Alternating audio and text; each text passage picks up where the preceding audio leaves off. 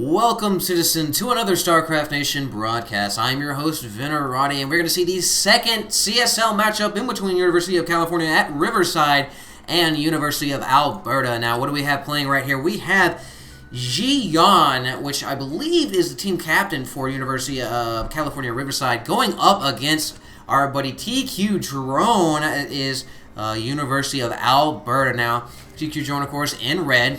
Fitting for he is Canadian, and we are on Metalopolis. We'll be spawning as her, so we are going to be seeing another PVZ. We haven't seen any Terran plays so far, so a little bit sad face on that. It's definitely going to be a good matchup, as like I said before, I have actually already streamed all of this, but unfortunately, yeah, Flash Media Encoder didn't like saving those files, so wasn't actually able to just go ahead and upload this. Would really save me a lot of time. But either way, what do we got going on here? We do actually see the farthest spawning points right here, so could be seeing a little bit of a macro-heavy game, as I do enjoy these spawning points as a caster, simply because we do actually see, generally get to see a broader use of units. You get to see basically all of these reactions and yada yada, as you'll see our players spread out to the expansions, probably grab the high yield halfway in between there. So either way, it generally makes it be a pretty hot sauce game right now. So we do actually have tQdrone coming out here, scouting around, seeing that there isn't anybody over here. We'll be assuming that it's either right here or right here. We do actually have Jiyan coming out here, scouting with dual probes, so not choosing to be left without knowing what's going on. Making sure there isn't going to be any six-pool madness coming from our tQdrone. tQdrone, of course, will be one-basing it right now, grabbing that spawning pool right there. Also, we'll be grabbing the extractor. Pylon going down for Jiyan, making sure to deny any sort of expansion early on, forcing tQdrone to grab those Zerglings before grabbing the drones, forcing him to kind of making him do what Jiyan wants to do. And this is a big part of this game, is psychological battle, and really keeping your keeping your enemy off balance. And we actually see Jiyan coming here, will be DPSing down this drone with his probe, and doesn't look like tQdrone's really doing anything about it. And will it be going down? Yes, that drone actually does die, so the first kill of the game will be going to this probe right here. So he is definitely baller. tQdrone not really doing anything about what's going on. Meanwhile, over here in Jiyan's base, tQdrone will be nabbing this Vespene Geyser, and going back and forth, of course, will be coming out here, and it doesn't look like he's going to be able to turn around, as this drone is definitely dead set on killing this guy right here. Now, this probe right here coming forced out of the base. We see a queen on the way, see two Zerglings, and we also see metabolic boost coming on there for tQdrone. So tQdrone, knowing that there will be some, you need to basically deal with this probe or this pylon right here, and the probe that was loitering in the base. But we see another probe, of course, chasing this drone right here, and we actually see a zealot marching over here. So it looks like Jiyan is looking to put a little bit of non-gateway tech pressure, and I don't know how I feel about this, considering how far the rush distance is in between our two players right here. And just continue. He will be, of course, grabbing the warp gate technology. Will be chrono boosting it out, but throwing down this pylon right here behind this gas vein, or the gas veil. Good stuff, good stuff. We actually see two zealots in here in the base of tQdrone. Only 3 Zerglings on the field, and this is definitely not going to work out well. Jiyan, of course, will be chasing this one, so this one zealot will be going down. Another zealot, 3-on-1 right here. I don't really believe that this zealot will be able to do enough. We actually have another buddy tapping out right there. So this zealot will be running back here, trying to recharge his shields. And we have 10 more Zerglings on the way, so this zealot is about to be completely overwhelmed. Yes, we do have 5 Zerglings, and a lot more Zerglings actually coming in there. You see the Soul evacuating that zealot right there. Of course, this zealot, knowing that his buddy was just KO'd, will be running for his life like a scared little biatch like he is. So that pylon will be going down. Hatchery will be thrown down by tQdrone, and these Zerglings will be marching over here to Jiyan's base. Of course, this zealot does look like he will actually be overrun by these Zerglings, and yes, indeed, he will be caught up and will be going down. He does have 4 kills, but it doesn't look like he's actually going to be getting another one. No, and his soul does go to join the rest of his buddies.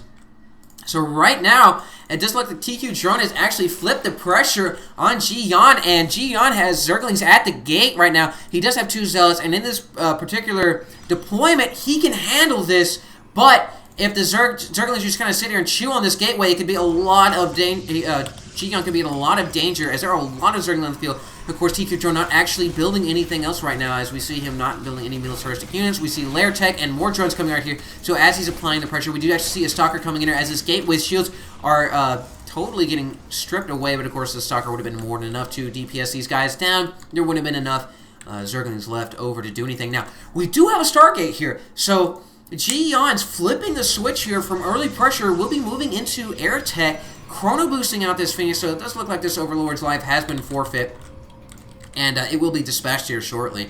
Now, another warp gate back here in the back. Not really sure about that placement. Just kind of spreading it out, making sure that you don't put all your eggs in one basket, but we do actually see this Phoenix coming out. And kiss your ass goodbye, Overlord, as it will be falling all over the unsuspecting citizens of Metalopolis below. Or maybe not. Nope. Looks like it will actually be making over here, but either way, this other Overlord will be scurrying away for his life. We do see 2 more Queens coming online in response to that Phoenix's arrival. We do see a Spore Crawler in the mineral line. Now, one Spore Crawler really isn't going to be enough to thwart a major Phoenix flock, as those guys would just sit here and pick up all these drones and basically go pew-pew all over that economy, as well as these Overlords. But now these Queens generally help to stop any sort of early Phoenix pressure, but we only see 2 Phoenixes right now, so these Queens will be able to handle it, as well as the Spore Crawler. So yes, this Queen and Spore Crawler both making contact on that Phoenix. Phoenix will be retreating, and it is not feeling so well as his shields are stripped. These 2 Queens sitting there on the natural will also be evicting both of those Phoenixes. So right now, Jiyan isn't actually producing anything else out of the Stargate, so doesn't look like he feels that there's going to be anything that productive out of it. Now, with the patch coming out, Phoenixes do have a shorter build time, and that's definitely going to make a difference, as when you hit that critical, if you hit about 10 Phoenix, you can really do a lot of damage to these mineral lines. And picking up, 5 at a time, killing these drones, they go down very quickly, and Jiyan, of course, will be looking like he wants to pause, as he does actually have lag problems. I suspect that he actually has really bad ISP, because I've cast his stuff before, seen him play, and he's had lagging issues later on. So I don't know if he was torrenting, looking at too much prawn. I'm not really sure, but either way, I have a little bit of skirmishing here. tQdrone will be scouting out the fact that there is actually an expansion coming here from Jiyan. Jiyan choosing to keep himself in the macro game, not trying to one base it and applying a lot of early pressure, because we don't actually see roaches coming out of tQdrone. So early one base pressure might have worked on him.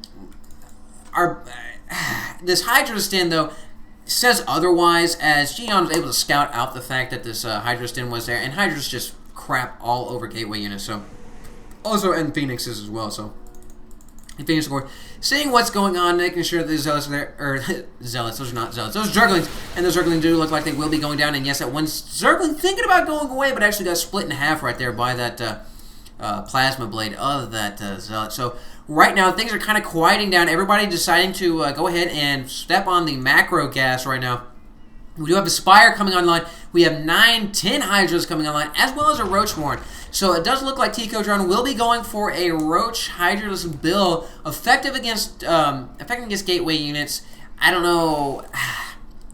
Setting yourself up going against the Colossus build, seeing as those Roaches are the frontline unit, generally will be soaking up a lot of that Colossus damage, because the Colossus just rape Hydralisks.